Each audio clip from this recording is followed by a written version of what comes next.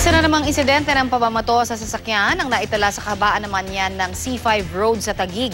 Maswerte hindi nasaktan ang mga pasahero ng sasakyan. Narito ang report ni June Veneracion.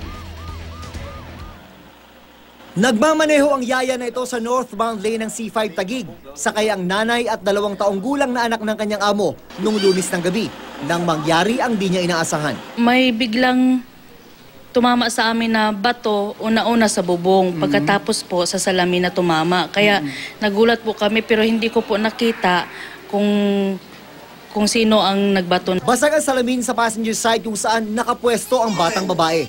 Mabuti na lang at walang tumalsik na bubog. Pero kinabahan daw ng todo ang ina ng bata nang malaman na nangyari. Sa pakiramdam ko baka nagulat yung bata. Kahit papano nagkaroon ng a little trauma but she's okay right now. Nung nakaraang linggo lang, ang kaibigan naman ni Kimberly na si Sheila Ko ang nabiktima. Kitang-kita niya raw ang isang batang palaboy na hinagisan ng bato ang kanilang sasakyan. Nayupi ang bahagi ng sasakyan na tinamaan ng bato.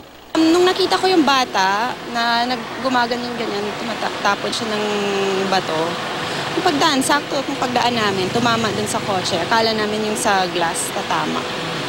Buti na lang, hindi. Kasama ko pa naman yung mga bata. Ikinwento ni Kimberly ang nangyari sa kanyang Facebook account.